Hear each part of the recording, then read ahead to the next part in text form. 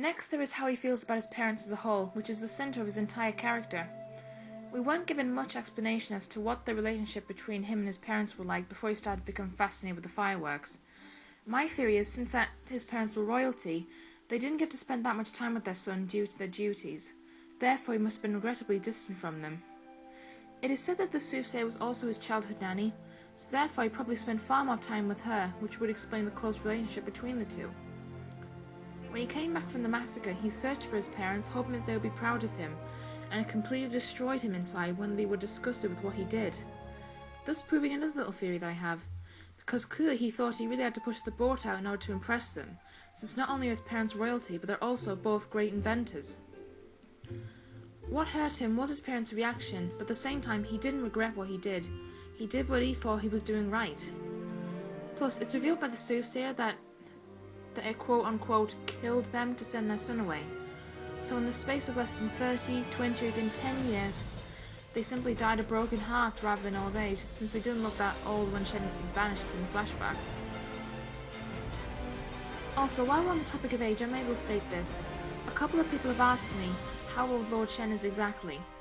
My theory is that at the time he massacred the village, he looked fairly small in comparison to his parents, but he was clearly mature enough to handle weapons. So I'd say in his late teens or 20 years old. And Shen said himself that he waited 30 years to return. 30 years I've waited for this moment. Making him in his late 40s or dead on 50 years old, and still going strong. Clearly, despite what Shen may think, his parents didn't actually hate him. The whole reason they asked the soothsayer is because they were concerned for him. Which probably is why he killed all the pandas in the first place. He knew his parents were worried, so in his mind, he thought if he got rid of the thing that would eventually kill him, then his parents would be thankful for him to be safe. You can understand why this would make sense to him, but you can also see that he's clearly delusional. Also, I think this had the most impact on the father. I say this because since it's most likely his idea that Shen was banished.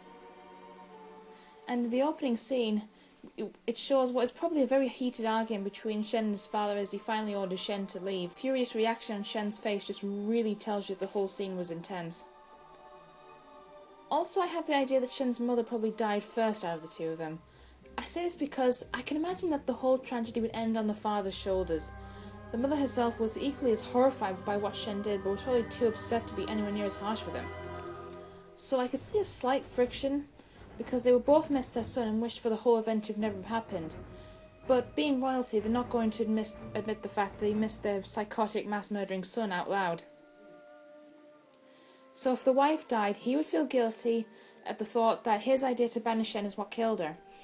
The reign of the Gongman City Peacocks would end with him completely torn, lost his wife, his son, is now left completely empty.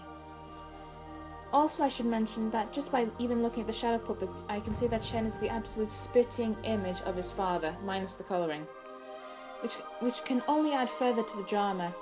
So when he saw Shen come back from doing these horrible things, he could clearly see a bit of himself. Then there is the relationship between him and the soothsayer.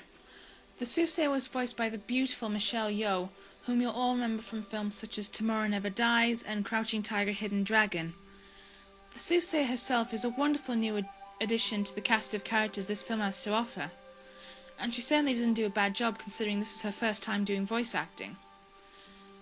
The soothsayer knew and probably lived with Shen's parents, as she was also Shen's nanny when he was a child. Throughout the film, it seems like she's the only one that Shen has the strongest bond with. He keeps her prisoner with him in his army so that he may know his current prophecy. But even after she told him that nothing has changed, he doesn't get rid of her straight away. It isn't until later when she begs him to stop for the sake of his late parents that he orders his soldiers to set her free. It was so touching because it was an emotional scene between the two of them, and to see him display such kindness for the first time in the entire film was really quite astounding. Despite the many insults he may throw at her, the threats he makes, the number of times he bitches and moans about her fortune-telling skills, he would never actually hurt her. Look very carefully at this scene here. The boss will growls at the soothsayer as a means to threaten her, but Shen simply pushes him back down again. You have to admit that's really something. Although Shen is near right in questioning her because a lot of her predictions are pretty self-contained. If you continue on your current path, you will find yourself at the bottom of the stairs. The soothsayer clearly does care for Shen, and Shen does the same. And she often teases him in the way that only family members seem to do. Like that running joke I mentioned earlier, the fact that she can't stop nibbling at Shen's robe. Makes me wonder if she ever pulled a similar trick like that when he was younger, just to see his adorably angry reaction. I just get the feeling that he was probably so cute as a child. And that's another aspect of Soothsayer that I really love, because she is not scared that Shen would hurt her, and she isn't afraid to let him know that either. Ah, there you are, Soothsayer. It seems your fortune-telling skills are not as good as you thought. We shall see, Shen. Oh, you shall see, old goat. To her it's like, listen, I've known you since you were knee-high to a grasshopper, so don't think I'm taking any of your nonsense. I was still your nanny. Also, I think she feels close to Shen because I can see that she partly blames herself for the entire ordeal. And I think she feels guilty because if she thinks that she never told the prophecy, then she hopes that Shen never would have turned evil. I foretold that someone would stand in his way, a panda. But I never could have foretold what came next. It's even symbolized in her design, as her massive horns represent the strain on her mind, and they constantly weigh her down. That's why she repeatedly begs him to stop everything. Even at the last scene they share together, when she's set free, her last words to him are, Goodbye, Shen. I wish you happiness. But in the end, she knew things had to be stopped, so she helped Po learn about the truth about what Shen did and was pleased to see him triumph. After all, it's not like she didn't try. I will end this part of the documentary by sharing with you some secret knowledge. And that is, I know what the Soothsayer's real name is. This knowledge can be revealed to you if you have the Art of Kung Fu Panda 2 app on your iPad. If you go into Image Gallery, then look up Raymond's collection, which looks at the exclusive behind-the-scenes paintings from the film, which were chosen by the production designer Raymond Zebak. Then click on this image. The picture was painted by Jason Brubaker, and is an early concept of design of what the opening scene was going to look like. In the description it tells you how Shen's parents were being told their son's fortune by Ah-Ma, meaning that Ah-Ma is the Soothsayer's real birth name. And while we're on the topic of names, many people wondered why characters such as Po, Shifu, Shen, Oogway and Tai Lung all have real Chinese names, whereas the Furious Five don't seem to. Their names seem to just consist of the names of their species.